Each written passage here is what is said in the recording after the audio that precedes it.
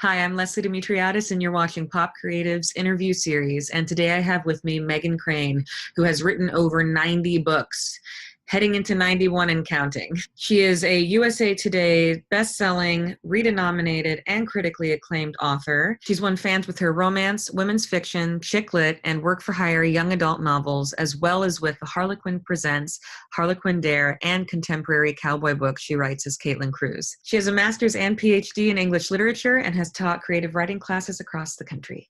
Romance is a pretty big theme in the type of art and creativity that you put out into the world. Can you speak a little bit about your relationship to romance and how you happened upon that as a career path? Well, romance novels were what I read to, I don't know, make myself feel better as a kid. I found them pretty young. My mom was a big spy thriller reader, but I didn't really go for those. I found a romance novel in a bin at the Five and Dime, and I read it and thought, oh my God, I need more of this. And I think as I look back over all the years I spent, crawling around on the floors of used bookstores, trying to find more and more and more of them, I could never get enough. Some of those authors who I found then, I still buy today in hardcover.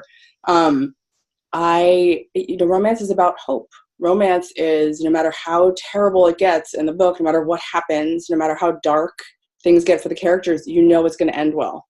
And I think that, we live in a world where people do not like hope. They don't like enthusiasm. They're afraid of it, I think. And in romance novels, those things are celebrated. That's the promise of a romance novel. No matter how dark it gets, there's light. And I think, I don't know, at first I didn't write romance novels. When I got published, I was writing chick lit, which could or could not have a happy ending, depending, and mine did. But it took me a while to kind of come to terms with the fact that I wanted to write the things that I loved so much. And then I've been doing that ever since. Why do you feel like people are so scared of hope? Because I think accepting that you are hopeful means you have to step forward into your life with vulnerability. I mean, what's more terrifying than that? I mean, if you're going to strip yourself naked and step out, that's scary for everyone, whether it's intimate and private or whether it's putting your work out there. It's a scary thing.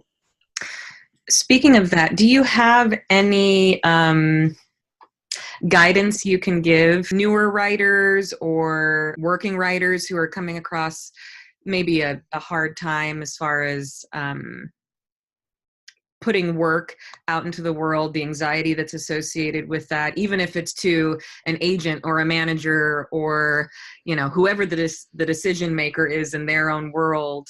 Could you speak a little bit about what you do in those situations? Well, the guidance that I would give people about putting yourself out there is that you will 100% not get what you don't try for. So if however scared you are of putting something out there, the scarier thing by far is to never do that and to keep all the things that you want to say and all the work that you're trying to do hidden away forever. I mean, who does that benefit? It doesn't benefit you, and it certainly doesn't benefit the audience that could be benefiting from, in my case, reading what I have to put out there. Also, you're a terrible judge of your own work, generally speaking.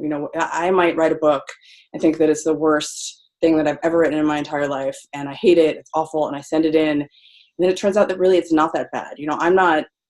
The book that's in my head, I can never put on the page, which is possibly why I keep writing books to try to do that, to try to get the idea in my head and get it down onto the page. You can never actually do that. So when a reader picks up a book of mine, they're not reading the book in my head. They're reading what I actually put on the page. And so they aren't coming to it with the things that I'm bringing to the page. They're just coming to it with, they're reading a book. I think that it's so easy as a creative person to get lost in our own demons and our own shadows and all the stuff that's in our own head. And sometimes you just have to open your mouth or start writing or do your thing, whatever it is. And, people, whether it's good or bad, isn't a judgment that actually you should make, I think, of your own work. I mean, you can work on craft, but whether it's good or bad is something someone else is going to have to tell you, and which you may not agree with anyway. So you just have to keep putting yourself out there. Rejection is a huge part of any creative endeavor. There's always going to be judges sitting around waiting to tell you what's terrible about something. So why should you do it? I feel like just finish the thing and throw it out there and see what happens. You seem really fearless in what you're talking about. So is that years of doing what you're speaking about? Is that when you talk about demons, what does that mean for you, and how have you worked to overcome any in your life? You know, certainly there's an aspect of having done something a lot that it's not, I said a little, while you were talking that I'm hardened, which isn't true. And I'm certainly not fearless. But I do think that you get to a point where you have to have something inside you that wants to get it out. And that has to be bigger than the fear, because the fear is always there. The fear is never going anywhere. I think you'll find that your fear and your demons are very similar, and they're usually in similar amounts, making all that noise. I think the noise in your head is never leading you to a good place. There's no magic bullet for getting past the fear. Really, you just have to do it. Really, you just have to do it. To take some sort of action to be able to. Yeah, and whatever that action is. I mean, I also find that when I'm particularly afraid of something, that's generally when I need to do it. Mm. How do I get past my demons? I don't know that I have. And it's very easy to sit here without staring at the blank page that I was unable to write at all today. It's very easy to talk about things in the abstract. At the end of the day, it's just me and the words I put into sentences. And however I do that to hit my deadline, that gets the book done. So on the days where there's a blank page, or where you have writer's block of some sort. I don't really believe in writer's block. Can you speak a little bit about that? Well, I think that writer's block is, the fact is, you often never want to write. I think that writers are, in fact, the people who want to write least. I like to think about books a lot more than I want to write them, and I've written 91. So I'm here to tell you that you can just ignore all that stuff in your head and do it anyway. The question is how. I mean, some days it's just not going to happen. Some days you have to make it happen. And, I have actually taken up, so I would say that the closest I had to actual writer's block was a few years back when I was trying to write this book, and I kept rewriting the first few chapters because I just wasn't feeling it, kept redoing it. And so I wasted so much time doing that I was sort of running out of time for my deadline, and I don't miss deadlines. I started dictating, which is something I had never done before. And I would say that the learning curve between typing and dictating was a lot like when I used to write longhand and then learned how to type. And so it was weird and different, but it worked. And so I think when all else fails, like, do something completely different that you have already told yourself 50 times you haven't done before. Switch the process, do something, just get the words on the page. Or, I'm trying to think of other creative fields, just do the thing, whatever it takes to get the thing done. Because I think sitting around and worrying about the mechanics of how you're going to do it, and is this any good, and it is, I'm writing a sentence is terrible, that's where you get stalled. So I would say that I literally will do anything to just not be stalled. And then it turns out that when I, get a little bit further into the book, I look back and I can't tell the difference between the places where I couldn't think of a single word to put on the page, and then those magical days where, like, the words seem to come. I can't tell the difference. The reader certainly can't tell the difference. Say there's a day where the page is blank and the dictation, nothing's really coming out. What do you do with your day then to take care of yourself? So now I live in a very rural area. So I will get in my car. I dictate when I drive. So I'll get in my car and I'll drive this route, and I'm sitting by the side of the road. There's no cell phone service. So if I pull over and I don't have any words, if I don't keep talking, the computer will shut down. So I have to keep talking to keep the computer going. And I'm out in the middle of nowhere. There's nothing there, so I just keep driving and blah, blah, blah, blah. And then, there's the words on the page. So we're friends, and we're friends on Facebook, and I get to see these absolutely stunning pictures that you post of where you are in Oregon. And so as far as it seems like you are a serious lover of nature. Can you speak a little bit about your relationship with nature? Well, it's really interesting. I would say that My relationship with nature, I've always enjoyed nature in various forms, but when I was going through a very dark time some years ago, my husband and I started hiking, which I had, pretended to be interested in hiking actually on our first date, which is a whole other story, but was not at all. I was like, why would you want to just like, what is hiking? But like basically like running too fast up a hill that I don't want to climb, right? Why would I do that? But I needed to get quiet in my head because there's a lot of stuff going on and I needed to connect to myself in some way that I'm not sure I would have used those terms then. And so we just spent a lot of time going out around LA and hiking.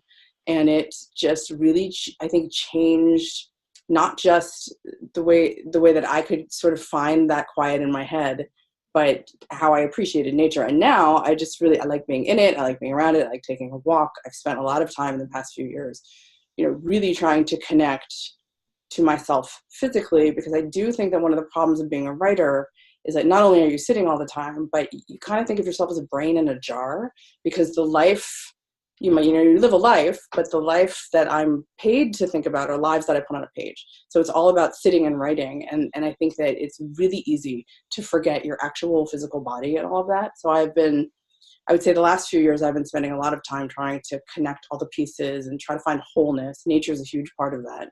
Breathing is a huge part of it. Just trying to connect. Because the more I connect, I feel like the more empathetic I am to myself, and then in turn toward the world around me, which then leads me back to my characters. So you've spoken to your relationship with nature as a means to connect, your relationship to your breath as a means to connect. Are there any other modalities that you enjoy in your life as a means to connect with yourself? Well, I've taken up knitting, which is crazy, but a lot of people say knitting's a great meditation. How did you get into it? Well, I don't know. We were watching a lot of Miss Marple. She knits, and I was like, I'd like to be an elderly woman who knits and like solves crimes, but I don't know how to knit, so that would be standing in the way of the sleuthing and solving. So my sister gave me a knitting kit for Christmas, and I thought, well, hey, I'll learn. And, I don't like to not be good at things, so that was a frustrating screaming at my phone as I'm trying to look at YouTube videos going and whatever. But then I kind of figured it out, and then once I started figuring it out, actually, you can see my first terrible scarf behind me to remind me that looks fantastic. Right, I can indeed do new things. And I've been doing it since New Year's. And, maybe a little obsessively. Maybe I'm a little obsessive. But it was really interesting. It's really good for me to have a hobby that does not involve books. I love books. I love reading. I love writing. But it was really good to think, and to be creative without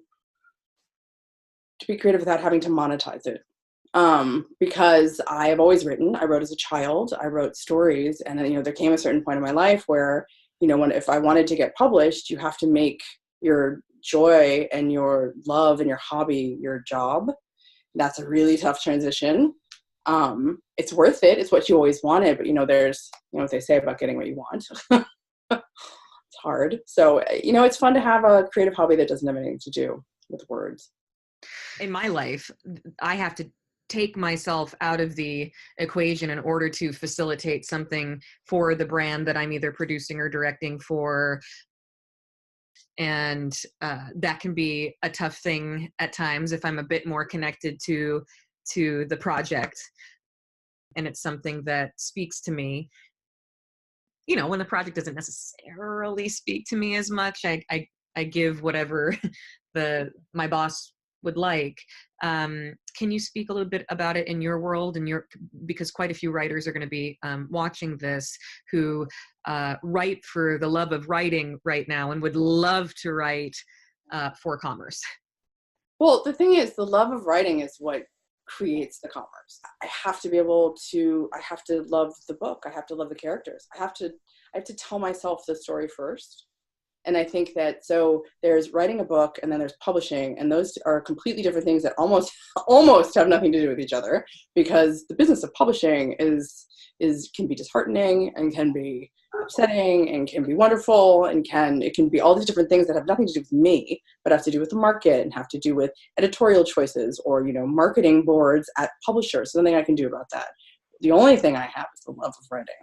And that can seem hard to get a handle on sometimes, Particularly when, you have a crushing deadline and you're like, I don't even know why I'm writing this. I hate this story. And I think those are the times where you have to sort of reach inside yourself, hopefully with all this work you've been doing to connect, right?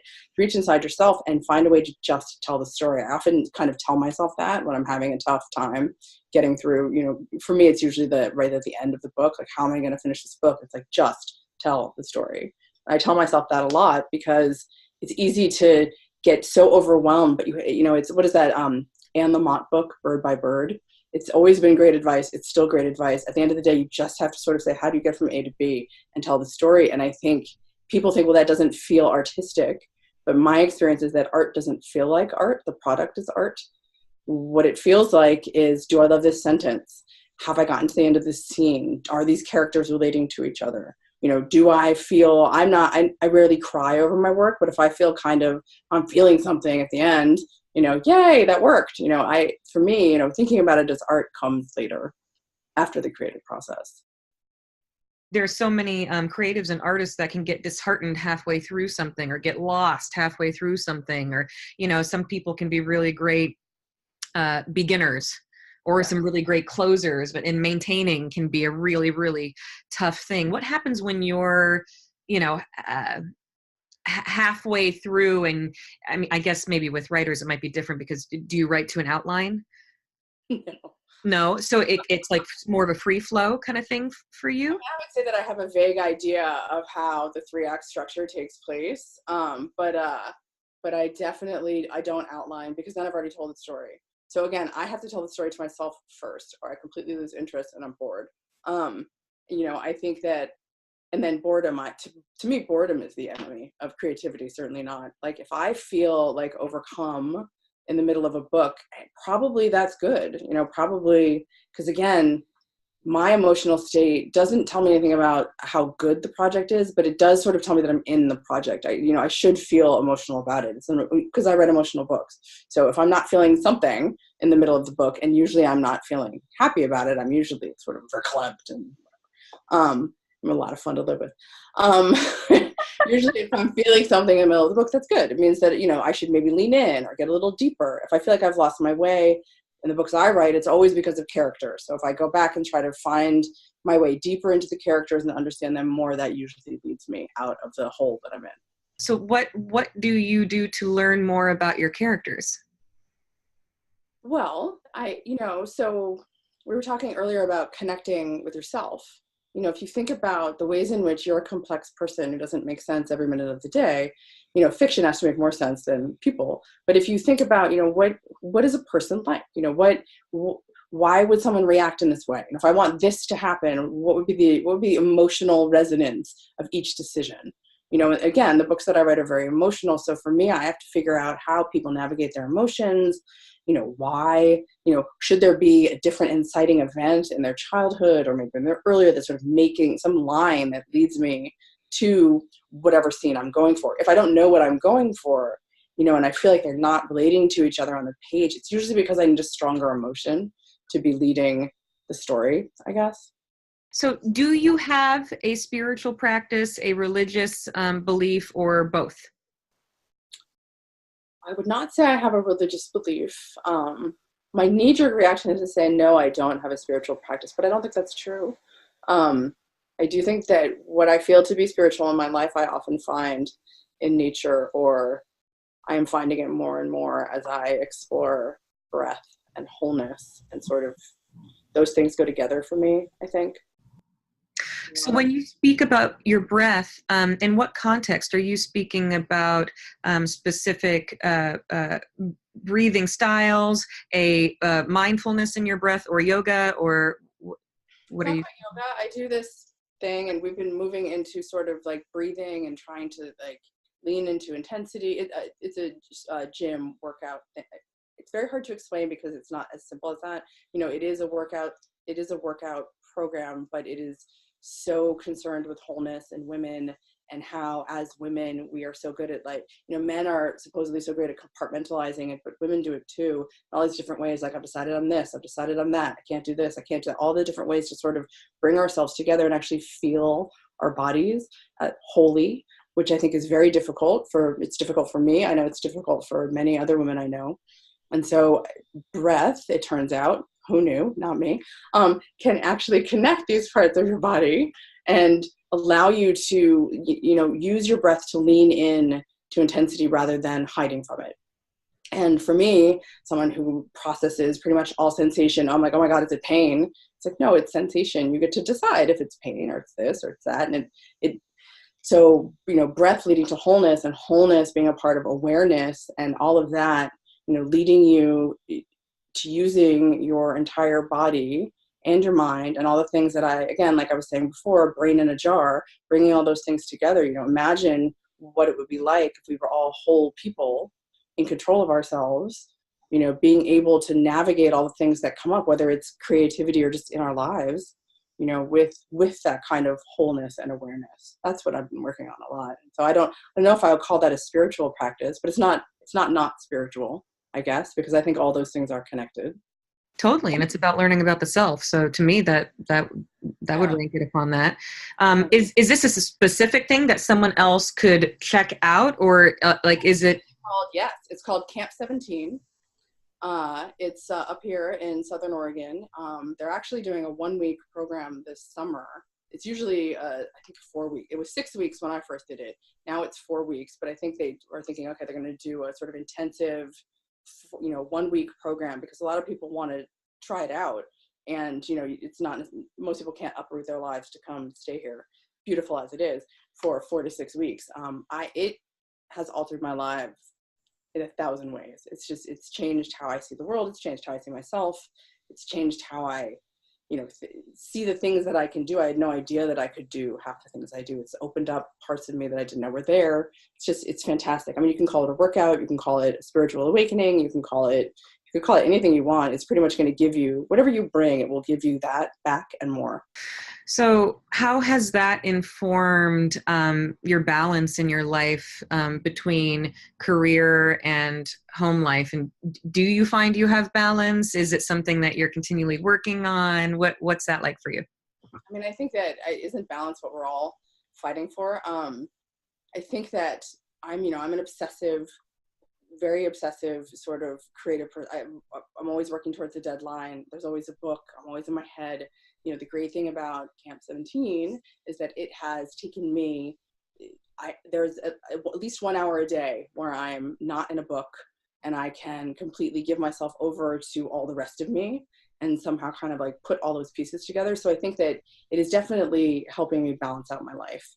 It's definitely helping make sense of things. I don't actually want to be a brain in a jar, I really don't. I want to be a whole person, as doesn't everyone. And it's I feel like that's such an easy sentence to say, and it's such a profound thing that we spend our whole lives trying to get there. And maybe there's no destination, I don't know, but I would say that I am definitely engaged in the journey in a different way now than I ever have been before. Is that balance? I don't know. So in your life, besides what we've spoken about as far as nature and breath, where else do you get your inspiration for your writing? Well, I think that everything is inspiration. It's music. It's, eavesdropping on those people sitting at the table next to you in the coffee shop. It's books that you read and things. Have you ever started a book based off of a conversation you heard in a coffee shop somewhere? I don't think that A to B is quite that easy, but yeah, I think it all goes in there, how, writing is a study of people. So I think if you don't study people as you go through your life, you're not going to be much of a writer, because you have to imagine the scenario, you have to imagine the people, you have to imagine how people connect and interact. And I think you sort of can find that anywhere, because people are out there being people everywhere you go. I think that inspiration is everywhere. It's just a question of gathering it all together and telling a story out of it. We have some specific questions from some writers. What's a piece of advice you could give a fellow writer who's having a really tough day today? Give yourself a break. Yeah, I would. Sometimes you have to actually. I work really hard. I work a lot, and I'm not very sympathetic to people who say, oh, I can't work this, that, and the other, most of the time. However, we're not machines. Every now and again, you have to step away and go do whatever it is. Get a massage, take a walk, do something. I think that bad days come all the time. If you have more bad days than good days, I think it's time to look at your process, or it's time to, try some other way of approaching the thing that isn't working. But, the odd bad day every now and again, sometimes you have to go just feel stuff. Sometimes I just go, I'm cranky somewhere and I have to go sit and read a book, or, just be quiet somewhere else, not be sitting at my computer, not be driving around trying to get words on paper. I think that if you give yourself those outlets, because the fact is none of us can work all the time. None of us can work to the, in your wildest dreams, you come up with this idea of your capacity and you just can't meet that all the time. You can try, you're not going to. So give yourself a break, but make sure you come back to it. Yeah. Well, so in your line of work, your inspiration could hit you at any moment in time. Have you had, a day where you've had a blank page and all of a sudden it's like 2 a.m. and you're like, oh my gosh, this is a thing. And why not? If I waited for inspiration to hit, I would not have written like any books. Because the muse is kind of a bitch, Leslie. It's not there for you. So yeah, I don't really wait for that. Sometimes I think you have to write your way into inspiration. And sure, of course, sometimes you have days where the words won't come and you have to sort of fumble for them. If I have word quotas, and it depends where I am in a deadline. If I don't have any time for the book is due, it has to be written. So I just write it. And that can feel disgusting, but that's the job. That's the difference between writing for fun and writing because someone is paying me to do it. So, because it is a job, you have to get it done. So you do. And so that happens. And you often think that's the worst thing of it. It's awful. I don't want to look at it. And then you read it again and surprise, it's no different from the rest of the book, because I feel like often our subconscious is doing the work. And sometimes you have to step back and let it sort something out.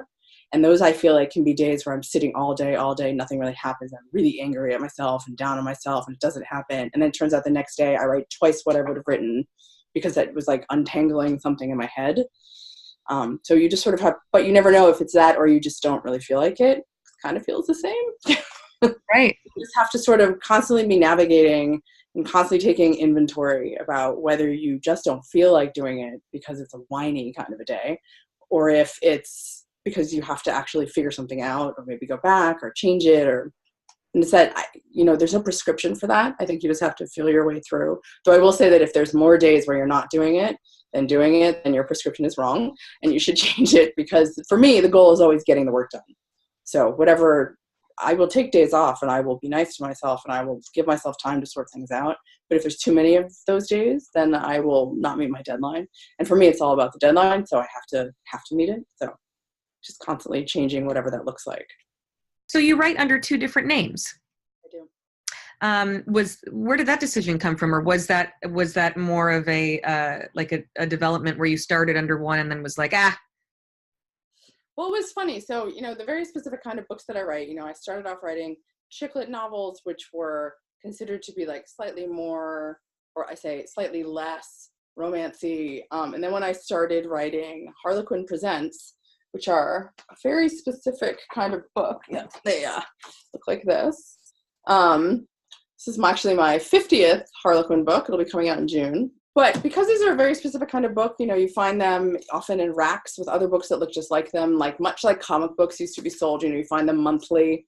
My agent and I at the time thought, well, maybe there should be a different name because publishers sometimes like a lot of space around books, anyway, so we came up with this different name, and I only ever intended to write Harlequin Presents with that name, but then some stuff changed, and so another publisher asked me if I would write. I have a cowboy series, and they asked if I would write under that name, and I said sure. So now I write a whole bunch of things, and now there's really no difference between the names. But back in the day, there was sort of a separation between Megan Crane and Caitlin Cruz.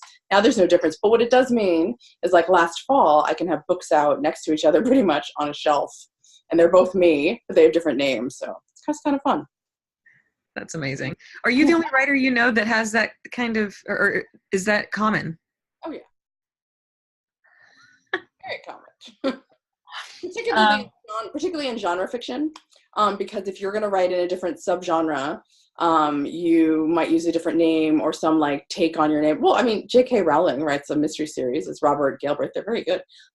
And because, well, she's doing it for different reasons, but there's all sorts of different reasons that you might want different names. And if you are offering sort of a different experience, if you're really well known for Amish romance, let's say, and you want to write, dirty 50 Shades of Grey stuff, you probably don't want to use the same name because your readers will get a little upset if they pick it up thinking it's sweet and it's not. I love also how your names are battling out for which one gets the most awards. Right? That's fantastic. So, as far as your process, can you speak a little bit about, so you submit your first draft and you'll be getting notes back, right? Can you speak a little bit about your edit and revision process? Well, so I was talking about how you'll hand in a book and you'll think this is the worst thing I ever wrote. Magically, when someone gives me notes on it, I'm like, oh, what? Like Lori's words? How can you possibly? Should have been perfect. So it's amazing how quickly that worm turns. Like something that I thought was absolute crap a minute ago is suddenly absolute genius. How can you possibly ask me to change it? So once I get over myself, I get a lot of notes. Some of my editors write like line edit stuff. Others are sort of, like bigger, broader questions. I think it used to be more broad questions. These days, they do tend to go in and make notes like sort of in the manuscript. And, I just sort of go along. All of the editors I have now, I've done a bunch of, I think I have 3. And I've done a bunch of stuff with them, so I trust them, and I know how they work. And so it's I think that sometimes people have a lot of worries about someone going in and messing stuff up. My experience with editors has almost universally been that they make everything better. So if I disagree about a point, which doesn't happen often, it's usually for me, it usually turns into sort of how do I, if they're flagging something here, even if I don't agree with their question or I don't like it, how do I there's something in the scene, so I have to just look at it and figure out what it is about the scene that isn't working for them. I don't have antagonistic relationships with my editors. Mostly I'm delighted that there's someone else sort of, a complicated delight for sure, because it's work, but, delighted that I can go in there and they are in there too, and we're both trying to tell the same story better. So what would you say is the hardest part about being a working writer, and what is the easiest part about being a working writer? Well, the easiest part, of course, of being a working writer is that it's awesome to be a working writer. I mean, how great that I can make my living doing this thing that I love. It's amazing. But that's also hard too. That's a lot of pressure to put on something you love. I'm not sure that you have to do more than love it. I think that if you're going to make your career out of the thing that you love, you have to be prepared to hate it a lot too, because you have to tear it apart and you have to get your fingers in there and you have to do all these things to make it work, and you have to do things you didn't think you would ever do, like write the sort of book. You might say, I'll never write that kind of book. And then someone offers you a contract. Well, you know what? You're going to write the book. I would anyway. I think that it depends what your goals are. But for me, it's always been, a lot of people have this dream to be published. I want to stay published, which I find harder. And people don't want to hear that, but it is a lot harder to stay published than it is to get published, because you have your sales figures following you. And if they're not stellar, it's harder to get another book deal, just FYI. I think that it's also interesting, particularly living in a place like the place I live now. I think when you live in a place like LA, which is filled with so many creatives pursuing their, creative fields, and there's a million people doing these things all the time, that's a very sort of special, different kind of place. The place I live here, it's weird what I do. It's different. And so that can be a little isolating. I mean, luckily I know a bunch of other writers here, so that helps. But, it's a strange life. I wouldn't change it at all, but it can be a little odd for sure.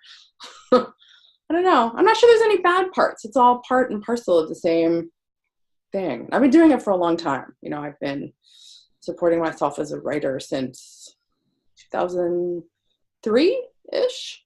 So it's good. Is there anything else you'd like to add? I don't know. This is such a fascinating series, Leslie. This is so cool. What would I like to add? I think that there are going to be 1,000 voices, whether inside your head or outside your head, telling you not to do the thing. And I think you just have to do it anyway, always. Because it might not go anywhere. It might flop. But there's manuscripts that I've written that will never see the light of day, but I always learn something from them. And whatever you learn leads you to the next thing and the next thing. And who knows which one of those steps is going to get you where you want to go. You'll never know if you don't take them.